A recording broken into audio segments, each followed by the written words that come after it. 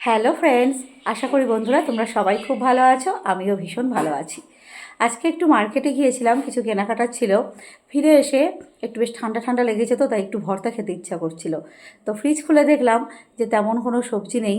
বাঁধাকপি ফুলকপি যেগুলো এনেছিল সেগুলো সবই শেষ হয়ে গিয়েছে। তো পড়ে আছে কিছু শুকনো পটল। চলো বন্ধুরা তোমাদেরকে দেখাই পটলগুলোর কি অবস্থা। এই যে বন্ধুরা দেখো, এই যে 4টে পটল ছিল ফ্রিজের মধ্যে। এই আমার মা বেশি বেশি করে সবজি নিয়ে আসে বাজার থেকে, বাবাকে ভাইকেও বলে বেশি করে নিয়ে আসতে, তারপরে সবজিগুলোর এইরকম দশা হয়। পটলগুলো একেবারে শুকিয়ে গিয়েছে। আর চিংড়ি মাছ আছে, আমি তাই ভাবলাম এই পটলগুলোর আজকে ভর্তা বানাবো চিংড়ি মাছ দিয়ে। ঠিক আছে বন্ধুরা, চলো তাহলে এখন রান্নাটা শুরু করে দিই।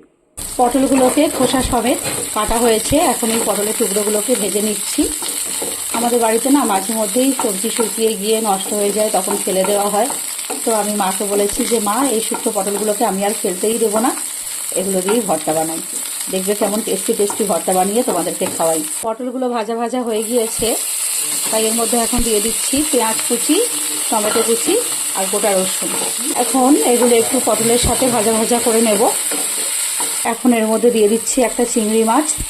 আজকের বাজারে বাবার ভাই গিয়েছিল, ওরা গিয়ে ছোটো চিংড়ি পায়নি, গলদা চিংড়ি পেয়েছে, গলদা চিংড়ি এনেছে, তার থেকেই একটা নিয়ে এর মধ্যে দিয়ে দিলাম। আসলে ভর্তার মধ্যে চিংড়ি মাছ দিলে না ভর্তাটার টেস্ট আরও দারুণ হয়ে যায়। এখন এর মধ্যে একটু নুন আর হলুদ দেবো, দিয়ে আর একটু সামান্য ভাজা ভাজা করে নেব। নুন দিয়ে দিলাম, আর এই যে দিয়ে দিচ্ছি হলুদ গুঁড়ো। এখন আর একটু ভাজা ভাজা করে নেব, নিয়ে গ্যাস অফ করে দিয়ে একটু ঠান্ডা হতে দেবো। ঠান্ডা হয়ে গেলে মিক্সার গ্রাইন্ডারের মধ্যে মিক্স করে নেব। একটা বেশ স্মুথ পেস্ট তৈরি করে নিয়ে আর একটু তেলের মধ্যে ফ্রাই করে নিলে ওই পেস্টটা আমাদের ভর্তা রেডি হয়ে যাবে। এই যে বন্ধুরা, পেস্টটা রেডি করে নিয়েছি। সমস্ত পেস্টটা এই যে কড়াইয়ের মধ্যে দিয়ে দিলাম। পেস্টটা দেওয়ার আগে কড়াইতে অল্প একটু তেল দিয়ে দিয়েছিলাম।